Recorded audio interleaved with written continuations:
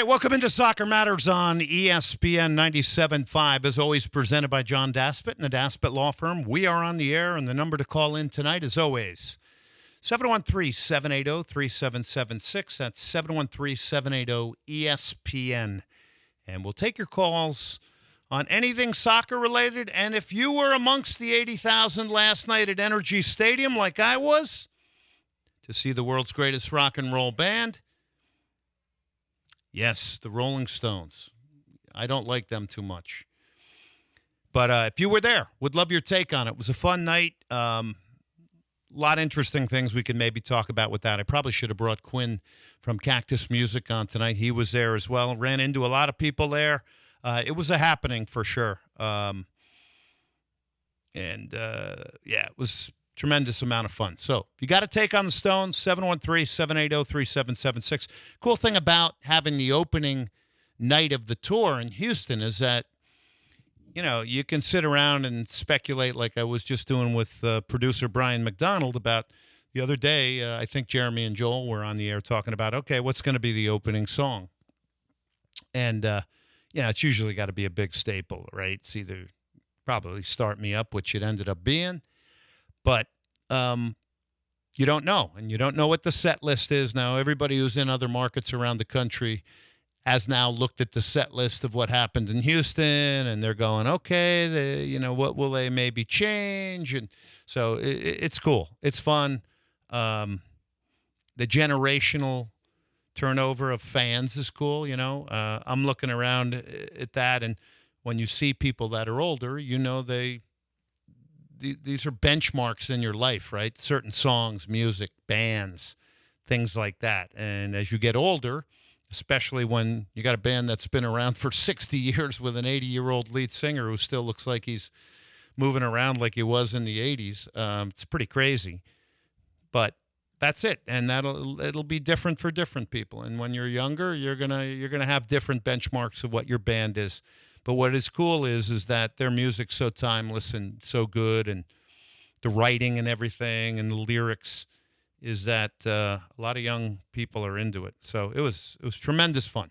And we'll take calls on that and maybe talk a little bit about that tonight. 713-780-3776, streaming at ESPN975.com. By the way, Gary Clark Jr. out of Austin, who's a tremendous guitar player, he opened up for the Rolling Stones. And he was excellent. I made sure I was there to see his entire set as well. So it was fun. Leicester City's been promoted. Real Madrid's Florentino Perez making the rounds in Austin and Dallas. U.S. Soccer and Mexico have withdrawn their bid to co-host the 2027 World Cup for Women's World Cup. And they're going to focus on 2031, probably to get things in order. So that's pretty interesting. Guillermo behind the glass, as always, here tonight, and we got a lot to talk about when we get in to this show. We got Houston Dynamo to talk about in the next segment. Let's start it off, though, with Arsenal and Spurs. North London derby this weekend. Arsenal jumped out to a 3-0 lead, would hang on to win 3-2, but they're keeping the pressure on Manchester City in the Premier League. Here's Kai Havertz. This is the third goal. Ultimately, the game winner in the 38th minute would put him up 3-0 at that point. And the header makes it 3. And Kai Havertz almost apologetic as he jogs very gently towards the corner flag. Arteta, the manager, on Kai Havertz. By the way, they are keeping the pressure on City. It's not over yet. He was sensational in every department today. He wasn't as his 100%. He was ill before the match. He was a bit struggling, and still he put the performance that he's put in. I thought he was unbelievable today. All right, let's go on to Manchester City. They got a 2-0 win over relegation battling Nottingham Forest. They have the historic back-to-back European Cup winners many, many years ago under Brian Clough. Here is Erling Haaland, who needed a goal in the 71st minute. Now then, here is Erling Haaland. He's done well! He's done wonderfully well! Woo-hoo! Erling Haaland, the super sub today. Pep Guardiola, post-match. the last 20 minutes, 30 minutes, when we have the ball with Bernardo, we were not tired. When we don't have the ball, we look really, really tired. We lost a lot of balls and simple ones and allowed to make transitions, but the players were really, really good, suffering, and at the end we did it. Second half was much better because before the second goal, we got the game in our hands. Before, all the game was so dangerous. And in certain moments, they were much, much better than us. Certain moments, they were much, much better than us. As he was talking about Nottingham Forest. Speaking of Forest, Gio Reyna came in the game, was not a starter in this one. Neither was Matt Turner, both on the bench for Nottingham Forest, for those that are keeping a watch on Gio Reyna. So there's what you got.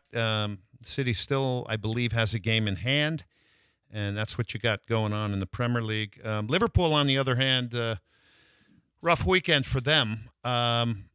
And I think a lot of people are very focused in on an altercation between Mo Salah and Jurgen Klopp, and an altercation that people don't want to see have happen as they, are transitioning out of him being there. So we knew there was going to be two ways this would go. Either it would be the rallying cry, everybody about Jurgen Klopp, let's leave on a high note with him, and it hasn't worked out that way. So it's kind of going in the other direction, and I think it was something to do with Mo Salah not maybe addressing the manager a little bit more respectfully when he was going into the game.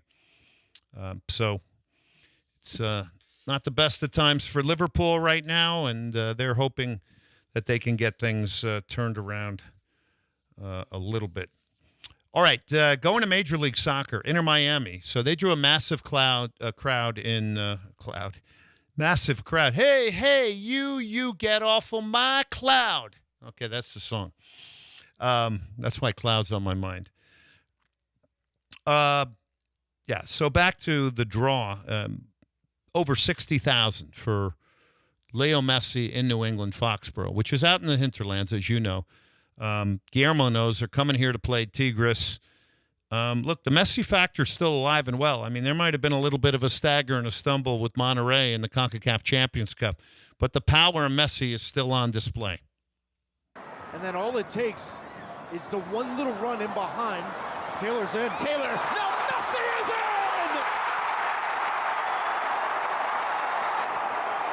He is inevitable. Oh, all the way through to Messi. They've done it again!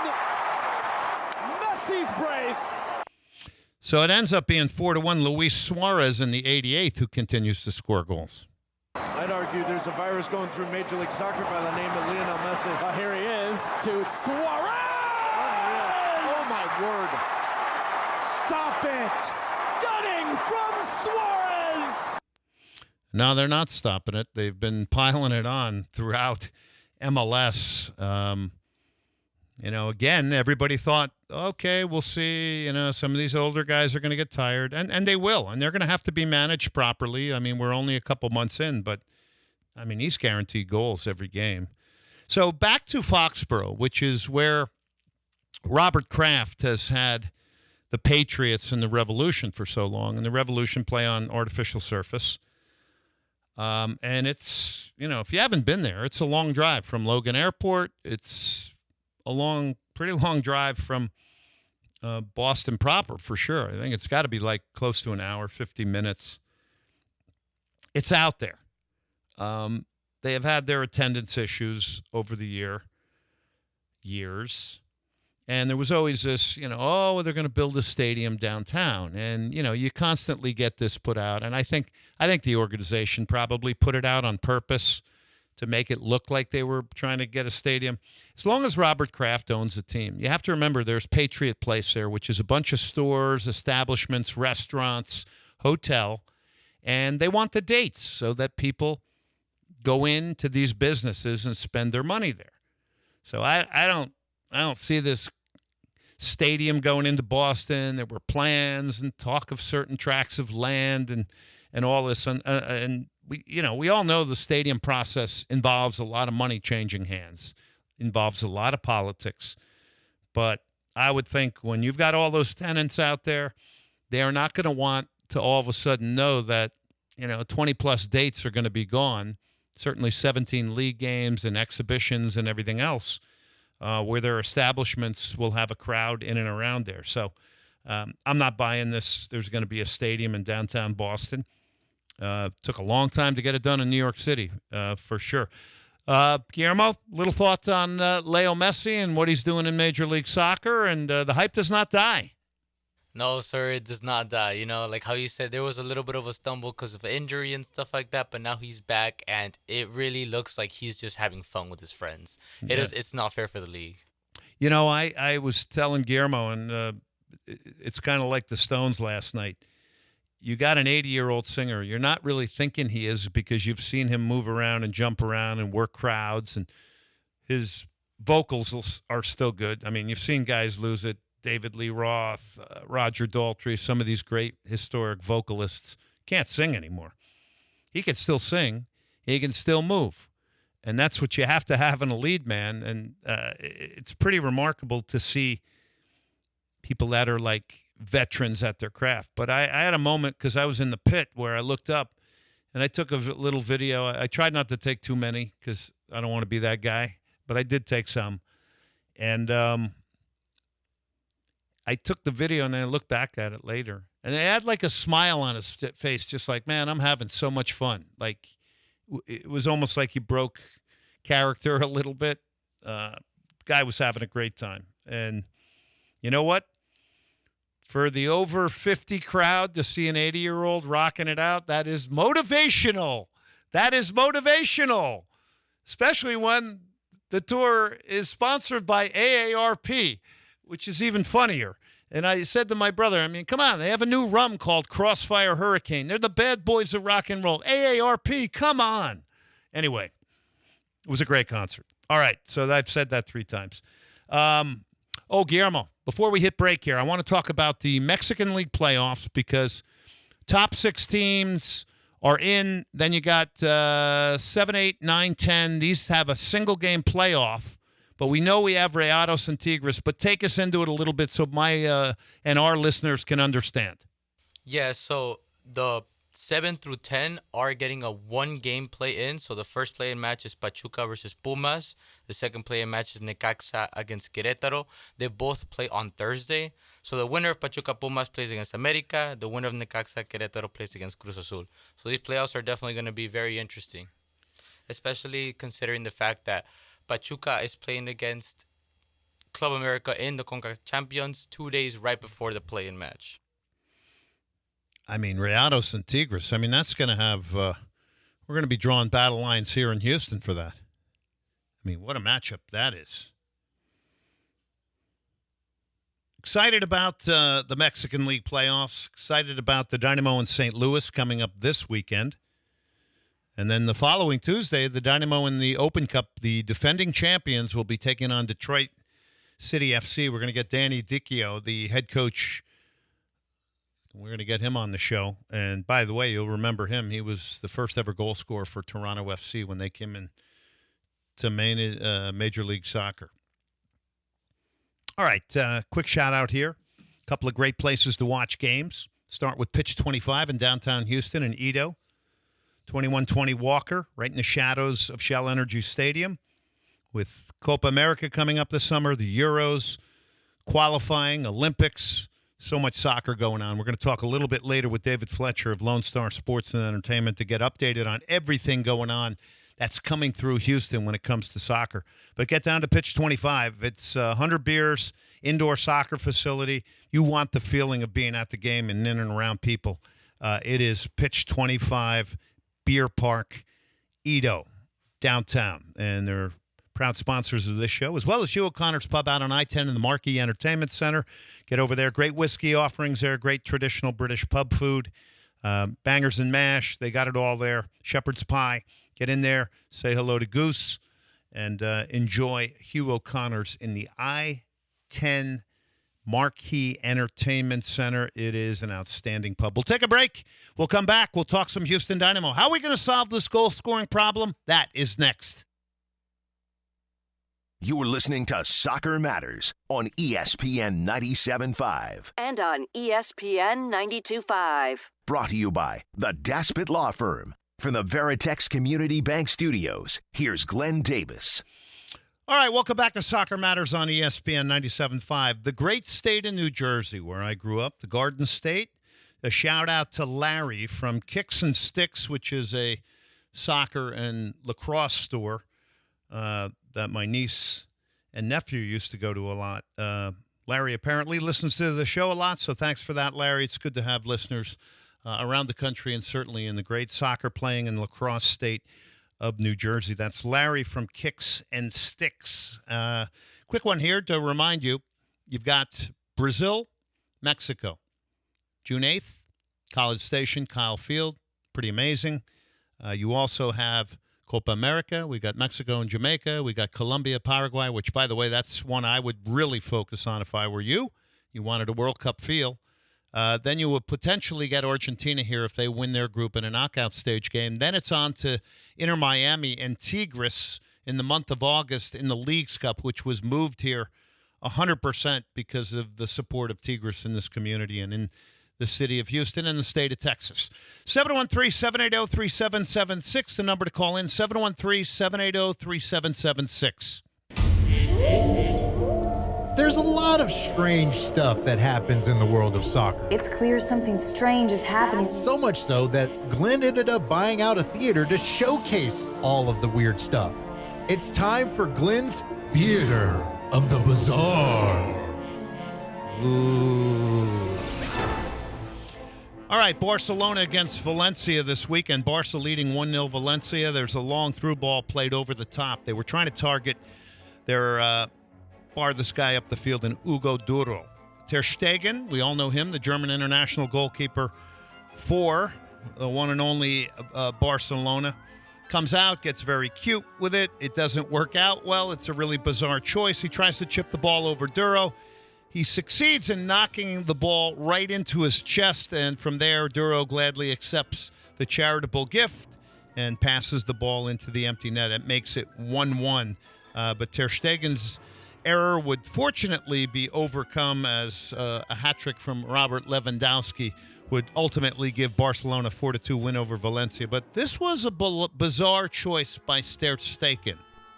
You don't have to be predictable. You don't have to just cut inside always. I think he's onside here. I think he was played on by Koundé. Oh, what a mess! What a mess by Ter Stegen, and it's 1-1. Captain Chaos at the back. Yep, that was weird. That was weird. What a mess. He was called Captain Chaos. But you know what? When you make a mistake like that, your teammates bail you out. Lewandowski with a hat trick. And we all know now that Xavi is going to remain in charge. So that's I think, something that is a good thing. All right. There's two sound bites I want to play from Caitlin Clark. And this is just some – I just think this is stuff that needs to be heard from an athlete. Here's Caitlin Clark, who's just lighting it up for women's sports and women's basketball on being coached. Listen carefully to this. If maybe you're a youth soccer player or somebody that's, being coached at any level. What I love about Coach Blitter is, she coaches me, but she knows, when I'm not giving my best, that's what's going to make me play really, really hard. There's other people that maybe can't take that, but that's what I want, and I embrace that. I never want to stop being coached. I never want to stop being told what's right, what's wrong, no matter how good I play, how bad I play. There's always things to learn, things to get better at, and that's what I love about her is she holds me to a very high standard, and she's going to get on me because she knows there's still areas for me to improve. Got to love that because now the out for student athletes is the portal. So if you don't get along with your coach, you can jump ship in a New York minute. So I don't know how good that is for the player-coach relationship, but I think she's making the point there that it doesn't always go perfectly with the coach, and they are going to push you. They are going to prod you. Here's Caitlin Clark giving advice to the younger generation. Set up my entire career as nobody really believed other than myself. I think confidence. I think as a young girl, just have confidence. A young boy, have confidence in yourself and confidence in whatever you want to be. And I think that was the thing my parents instilled in me from a young age, is like they never told me no. They told me to know a lot about other things, but not in what I wanted to do, and what I wanted to be, and the goals I wanted to chase after. And I would say that's the biggest thing is, you can say it, you got to work for it, you got to earn it. You don't ever want anything to be given to you. And I think that's what I'm most proud of throughout my career is like I've worked really hard to be in this moment, and that's where my confidence comes from. And I think that's the biggest piece of advice I'd give to the younger generation. All this wisdom coming from a 22-year-old. It really is. It really is quite remarkable. She used the word no there, not no to your dreams, but her parents told her no. I think if you're going to be a high-level athlete, you have to know how to use the word no, because you will have to say no to a lot of things if you want to stay focused on your dream, if it's to go to a high level in sports and or anything for that matter. But, I mean, that's just music to our ears. That's great stuff. All right, the Houston Dynamo. April has not been the best of months. The Dynamo at home got beat by Austin FC 1-0, and then turned around and had another game, another Texas Derby game against FC Dallas. So let's just do a recap of that game, and then I'm going to give an overview of what I think is kind of this month of April. Here's Petar Musa, who was a transfer signed from Benfica. He gets the opening goal in the 55th minute. Fortuitous deflection. Musa the turn! Musa!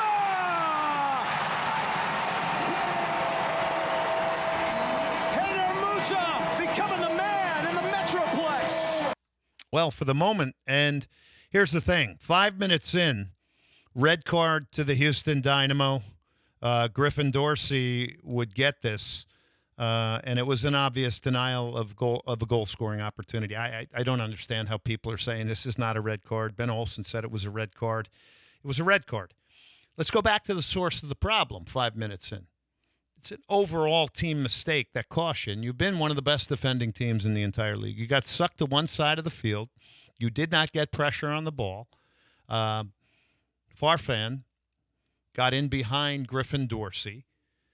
Escobar didn't get out fast enough. Now, I don't know if Dorsey was holding his ground, hoping Escobar was going to get there, so this player would be in an offside position. Either way, it was a mess, and that's why you had a guy sent off. It was obvious. And then Iyaramendi, who played well over 200 games, ton of games in La Liga in Spain, went off the post. And the Dynamo actually, I think in the first 45 minutes, with 10 men, their attack was more dangerous to me on 3 or 4 occasions in transition through Aliou. It never had the end product. FC Dallas, you couldn't even figure out how they were trying to attack, quite frankly. But then they found their way a little bit in the second half, and that's when Musa scored in the 55th. By the way, his touch after the entry ball away from defenders was excellent, but to not cut that pass out and leave that sea of an opening to play that ball in there wasn't great. So in the 80th minute, another goal. This comes from delivery from Sam Junca, who used to be on the Houston Dynamo, to a former Dynamo Academy product, Sebastian Ibiaga. He scores via the head in the 80th minute. Kamungo, Junca, Ibiaga!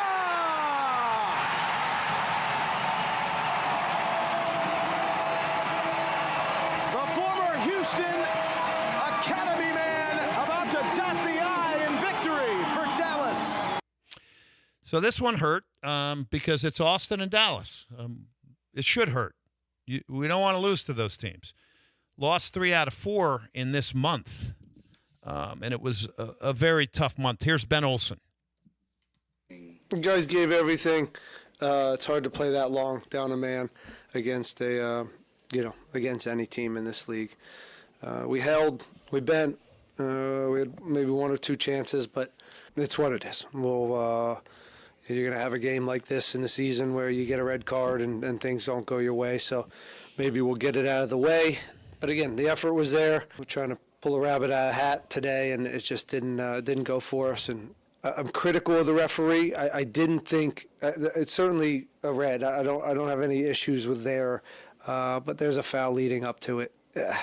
Again, little sour grapes with that.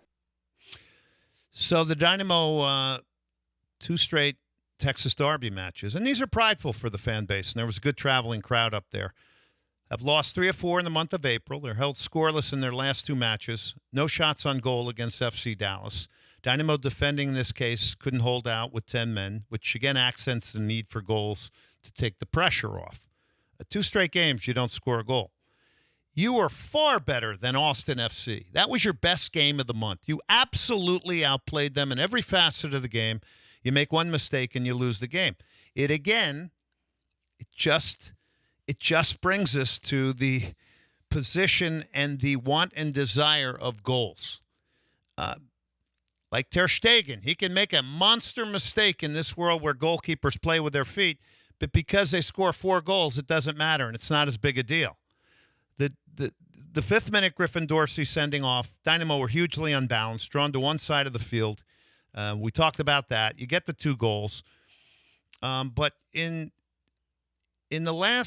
4 games in April, you've had 41 total shots in 4 games, 15 shots on target, which is less than 4 a game. Only 14 corners in 4 games. Now, this indicates to me, if we're doing a data drop down, you're not getting to the end line. You are a lot of times when you get into the attacking third, cutting inside in towards players because there's a lot of inverted play. Teams are now keying in on Griffin Dorsey. I think this red card's a good thing for Dorsey. I think he needs a break. I think he's been pushing. I think this break for him to just kind of reflect a little bit. He's also being keyed on. Everybody knows what he did to change this Dynamo team last year in the Leagues Cup. Him and Aliou are the 2 guys they want to rub out. I don't think people are that concerned about Sebastian Kowalczyk and Amin Bassi scoring goals. They've only got one between the 2 of them, and they're playing as sort of withdrawn forwards. We're not yet playing with a striker, and everybody's holding out hope for Sebas Ferreira to come back and score goals. It's going to be tough, though, in an inverted, narrow team for him. I think this is a team that has been built beautifully, the Dynamo, on defending and holding possession. The goal-scoring position still hasn't been addressed. Now, there's ways this can happen. Somebody could emerge. We'll see. Mackenzie Gaines doesn't have a history of scoring a lot of goals. He could penetrate. He could give you width. Sebas Ferreira now is all of a sudden injury-prone. We had a spark there. We thought he was going to be the answer. He still could be. Hector Herrera looked, honestly, he did not look comfortable. He did not look engaged. He did not look like he was bouncing upward after the first time he came back at home against Austin, where I thought that was a good start for him coming back, but he did not look engaged in this. We're talking redundancy here. I mean, this has always kind of been the question around the Dynamo, and I know everybody gets upset, the losses and things, but a lot of our frustration comes around the fact that not enough goals are being scored. Still one of the lowest scoring teams in the league. And scoring goals solves a lot of problems. It can mask a lot of deficiency. And quite frankly, the Dynamo don't make a lot of mistakes defensively, but they have this month, and it's shown up, and it's cost them games. Cost them a red card at the beginning of FC Dallas. It cost them it cost them the game when we didn't put a head on a long ball from Brad Stuver in a game that Austin FC had no business winning. You totally outplayed them. And then they go on and beat LA the next game, right? Go figure. On the other hand, is urgency really needed? 62% of the teams make the playoffs. The Dynamo could be lying in wait to make a move in an acquisition in the summer. But, I mean, people are asking me, give me hope. I mean, these are the things you're hoping for. Emergence of someone, the emergence of Sebas Ferreira. Hector Herrera is going to obviously increase chances, but you got to score goals. You don't have Corey Baird anymore. I mean, we talk about Corey Baird now like he's Robert Lewandowski with his 8 goals last year. And I mean that respectfully. I don't mean that in a bad way. If he was here, he's playing higher up the field. He's occupying center backs. He's pressing people. Acquisition in the summer. Pat Onstad was on. He talked about the potential of that. Mackenzie Gaines. But he doesn't have a history of scoring a lot of goals. Doesn't mean things can't change, but I think we know the routine now. We know the strengths of this club, and they're going to be low-scoring games. And there's no must-win games at this stage of the season. I hear announcers come on the air, it's a must-win game. No, it's not. I mean, I know we want to hype the games up and we want to be excited, but they're not must-win games. Maybe if you're Inter Miami because you got the pressure of Messi who needs to deliver. Bayern Munich, Real Madrid tomorrow. That's a good one. Then we got Dortmund and PSG. This was a beautiful song last night, a duet. Jagger did this with Lady Gaga, but not last night here. He had a backup singer that was very good. Bayern, a 40% chance to win tomorrow. 26% a draw. Real Madrid, a little lower. It's at Bayern, at Allianz. They've been a good defending team in the Champions League. They've got 3 straight shutouts. They got the 1-0 victory over Arsenal when Joshua Kimmich came on. Harry Kane's got 20 goals in 22 games in all competitions. Real Madrid, though, 18 unbeaten. And they always seem to get over on Bayern Munich in the Champions League. They're a 34% chance to win. I think we know what they're going to do. They're going to defend deep, and they're going to try to play in transition through Vinicius, Rodrigo, and Jude Bellingham, right? I mean, that's how they took out Man City. All right, so we got great Champions League stuff coming up. Dortmund, PSG as well, too. I'm pulling for Dortmund. I want an all-German final. Anybody like that out there? All-German final. Enough of Real Madrid, enough of PSG. All right. Guillermo's in there shaking his head. He just wants Real Madrid out. He don't care about anything else, right? You just want to get rid of Real Madrid. And PSG, if I'm being honest. Yeah. So I want to see their Classicer as well. Yeah, there's something about PSG, and I love Mbappe. I love his game, but even when Messi was there, I never tuned in to watch them. It was a weird thing, that revelation that I came to. I don't know what that was about when you have the quality of those players, but I never just got into that. Maybe somebody can call in and help me. All right, we're going to take a break here. Danish Inspirations, Modern Contemporary Furniture, the best in modern contemporary furniture. Coming up in the next segment, we're going to talk about an amazing amount of content coming our way. International soccer. David Fletcher, Lone Star Sports and Entertainment, is up next. You're listening to Soccer Matters on ESPN 97.5. And on ESPN 92.5. Brought to you by the Daspit Law Firm. From the Veritex Community Bank Studios, here's Glenn Davis. Yeah, we got a little harp playing last night from Mick Jagger. You hear it here. This is a song called Love is Strong that came off the Voodoo Lounge album. And, yeah, what a night. What a night it was last night. That's kind of why I don't have much of a voice here tonight. But I'll tell you what, Energy Stadium, what a place for rock concerts. The Stones were the first band to open up Energy Stadium. I was at that show too. I'm kind of like building my profile here a little bit like the ultimate Stones fan, but there are people that are worse than me, a lot worse. But this was a heck of a time last night. It was so much fun. People were just having a great time, all smiling. You know, the place was packed. It was packed. All right, as I welcome you back here, a couple of things just want to mention. Again, we talked about tomorrow the UEFA Champions League, and there's a lot of good games. Bayern and Real Madrid, not missing that one. Dortmund, PSG. Real quick note here before we get to our next guest, David Fletcher from Lone Star Sports and Entertainment. Real quick note here on, I had mentioned to you, John Aiello was on our show last week, a really, really interesting interview about a lot of wealthy people buying into professional sports content. Him and some of his friends from New Jersey are the majority owners of Cesena, who is in Serie C, and now have gotten promotion to Serie B. So there's a windfall of finances. There's all kinds of things that change. He went back this weekend to their game against Perugia. They beat Perugia 2-0. They had already been promoted, but I got a video of him getting the trophy and then handing it to his players and stepping back, and it was just a cool moment. So you got all these celebrity owners now. Ryan Reynolds now, and a bunch of celebrities are buying stakes in Necaxa in Liga MX.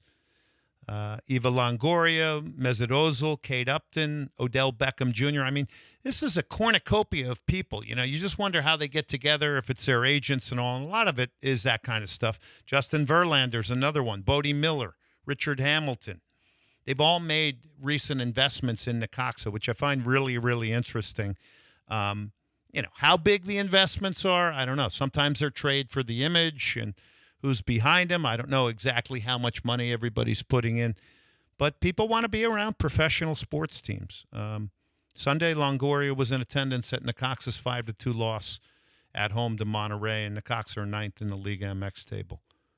So they are playing in one of the playoff games, right, against Querétaro, which Guillermo just mentioned.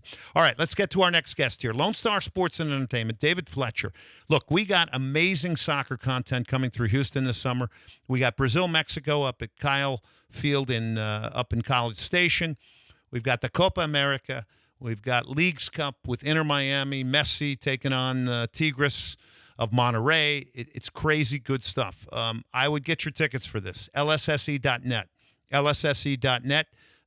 Tickets are flying, as I know, but we're going to get an update on that right now. David Fletcher joins us from the great state of Arizona. David, how are you?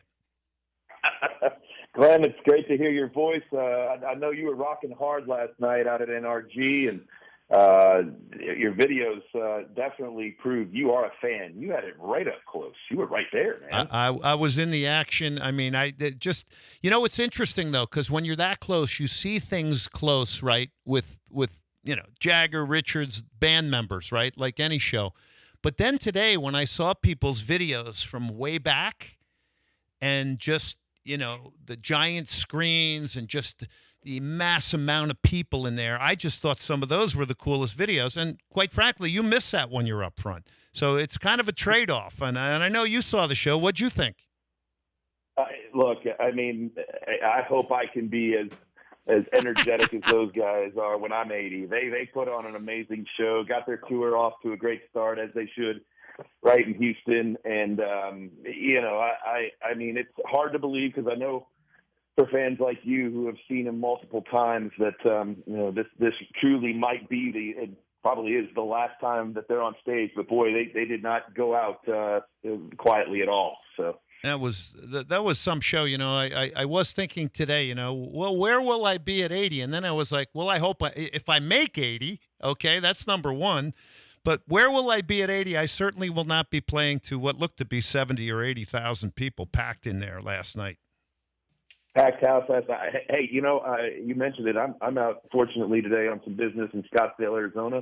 This is not a bad place to be when I'm 80 or, 40, 50, 60, whatever you are. So beautiful day out here. And every day is a beautiful day to talk about the beautiful game. We got a lot going on over at NRG this summer. Yeah, catch us up and get us up to date. Of course, we know we can get tickets to all this amazing content coming through here, lsse.net. But, update us maybe on ticket sales, some things maybe we don't know, David.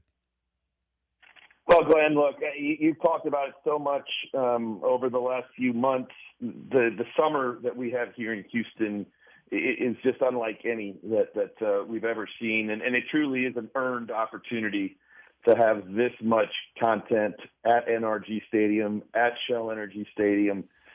So many good things leading into and what certainly will follow the FIFA World Cup in 2026. This summer, though, stands out above all else. The return of Copa America, NRG Stadium getting 3 matches again, as we did in 2016.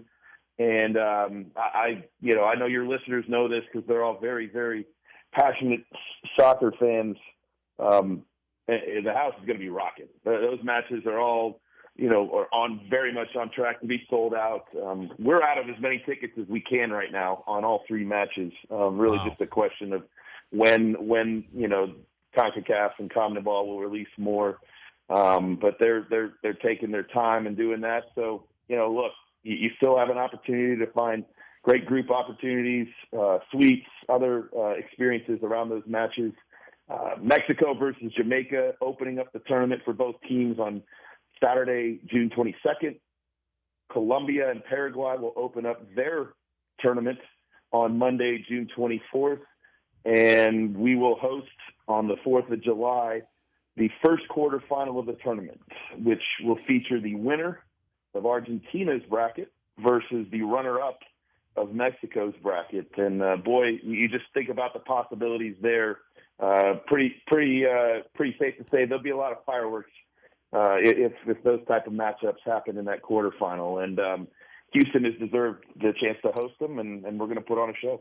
Pretty incredible. By the way, I keep guiding people a little to that Colombia-Paraguay match. It, to me, sticks out. Nestor Lorenzo, who's the coach of Colombia now, I don't think they've lost in 22.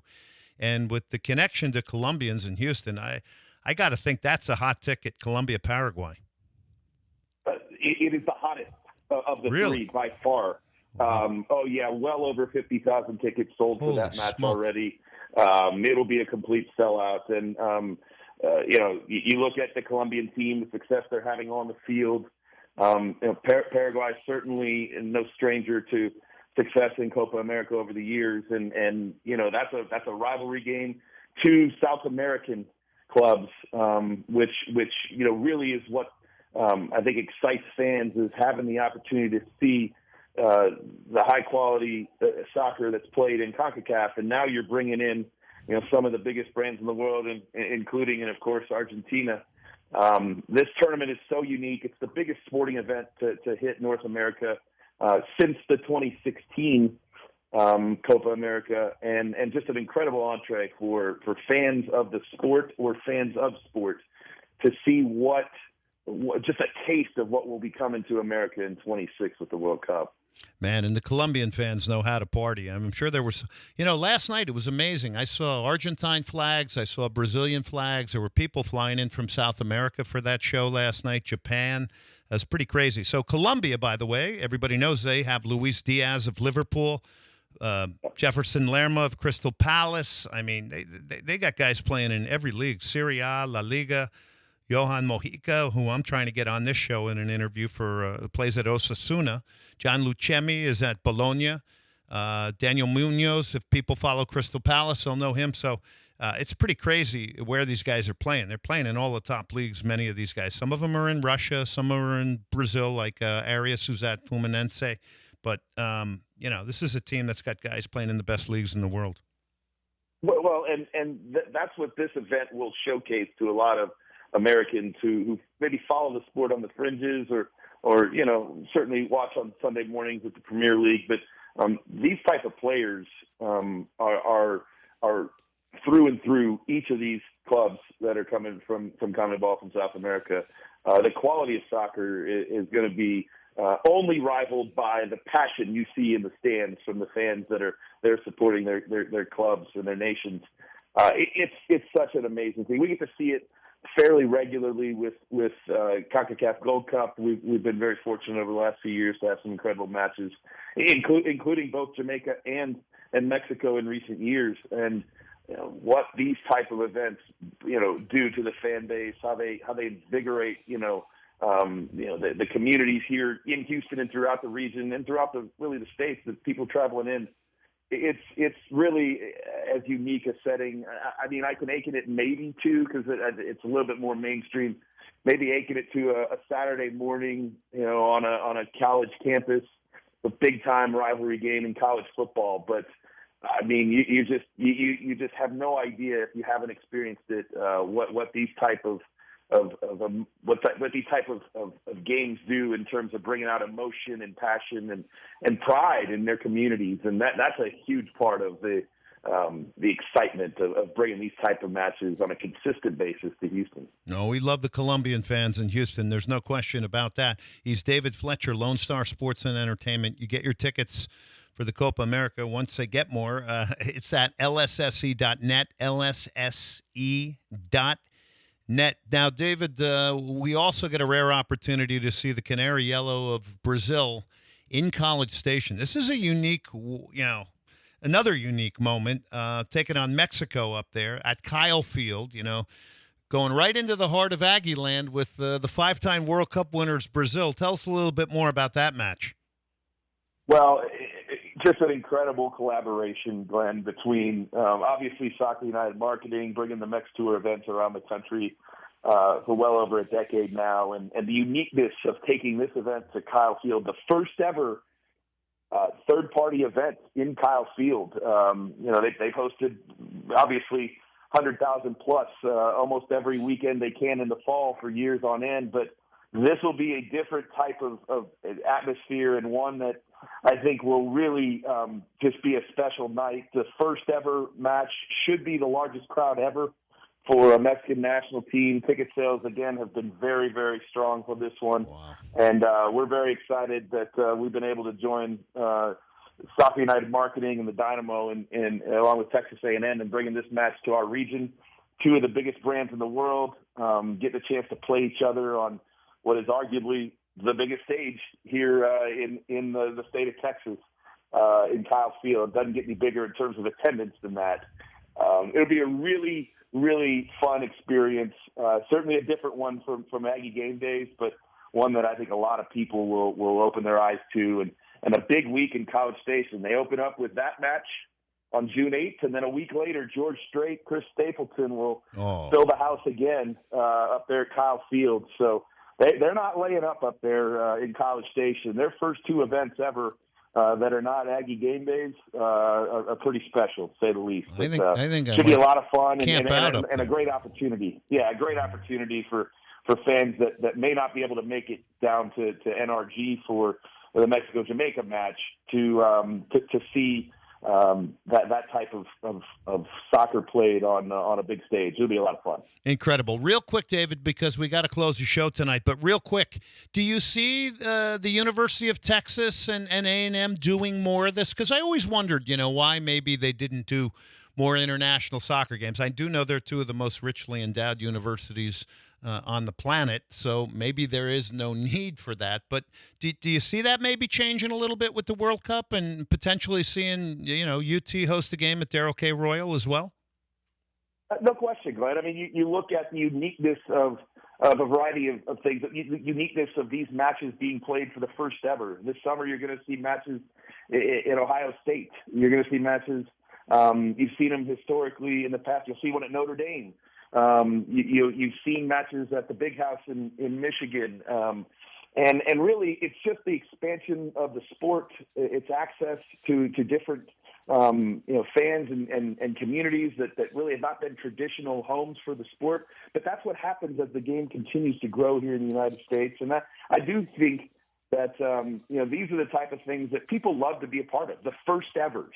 That's a memory that a lot of people, whether they're Mexican national team fans, Brazilian national team fans, or just soccer fans, will take away that they got to be a part of. Well, I do think you're going to see a lot more of that as the sport continues to grow, no question. David, thank you very much for coming on. Your schedule is as intense as the Rolling Stones. You've been in stadiums all over the place, including Monterrey, Mexico. Thank you for coming on, as always. Love being on, Glenn. Next time, we'll talk up our friend Lionel Messi coming up against Tigres on August 3rd, too. That'll be a lot of fun in Houston just to complete the cycle. So look forward to it. Unbelievable. We will do that. And by the way, he is scoring goals, as everybody knows here who's listening into the show tonight in Major League Soccer. Thank you, David. Take care, Glenn. All right, that does it tonight. Great stuff there from David Fletcher to end it.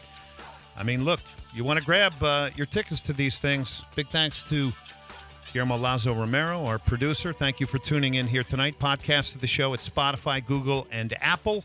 Again, you can follow me at Glenn Davis Sock, at Soccer Matters GD on both Twitter and Instagram. And head over to YouTube, Soccer Matters. Okay, Wednesday night. Got another good show in store for you. I'll start dropping some guests for you tomorrow. That'll do it tonight. Remember, Soccer Matters, Wednesdays, 6 o'clock Central.